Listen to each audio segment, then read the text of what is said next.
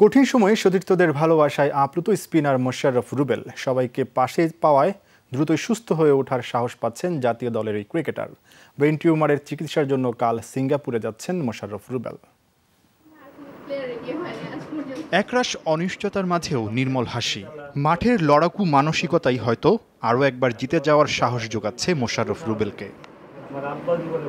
Brain টিউমারে আক্রান্ত হবার খবরে পাশে দাঁড়িয়েছেন সাকিব, মাশরাফি, এমনকি নিউজিল্যান্ড সফরে ব্যস্ত থাকা তামিম, রিয়াদরাও। পাপন ভাই নিজে ফোন দিয়েছেন সিঙ্গাপুর থেকে, সিও রাতে ফোন দিয়েছেন যে কোনো সমস্যা না, ওখানে ডক্টর আছেন। তারপরে সাকিব যেভাবে কয়েকবার ফোন দিচ্ছে, এইকে মাশরাফি ফোন দিচ্ছে, আকরাম ভাই ফোন দিচ্ছে, বিজয়, তারপর কার নাম বলবো, নাম বলে শেষ করা যাবে না, যে এত রেসপন্স বা এত অরিদ, মনে হচ্ছে আমার চেয়ে তারাই বেশি অরিদ। সো মানে আমি আসলে কি বলে এক্সপেক্ট করি নাই যে এত ভালোবাসে আমাকে সবাই।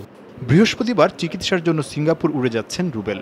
সেখানে মাউন্ট এলিজাবেথে নিউরোসার্জন এলভিন হং এর অধীনে শনিবার বা রোববার হবে টিউমার অস্ত্রোপচার। টিউমারটা আসলে এখন লো গ্রেড আছে, তো আমরা যদি ওয়েট করি, মানে এটা খুব দ্রুত ছড়ায় নাকি, সো 2 উইকস 3 উইকস ওয়েট করলেও আসলে এটা বেড়ে যাওয়ার সম্ভাবনা থাকে। তো সেই ক্ষেত্রে আমরা এইবারই হয়তো 2-4 দিনের মধ্যে আসলে সার্জারিটা হয়ে যাবে। চৈতি বলছেন জীবনের এই টুর্নামেন্টে জিতেই ফিরতে চান সিঙ্গাপুর থেকে। আর এই ম্যাচে রুবেলের বড় শক্তি, মাঠে তিনি একা নন, সাথে লড়বে কোটি ক্রিকেট ভক্ত। অবশ্যই কনফিডেন্ট, কারণ এত মানুষের দোয়া আশা করি বৃথা যাবে না আর কি। নাহিয়ান বিন জসিম, যমুনা স্পোর্টস, ঢাকা।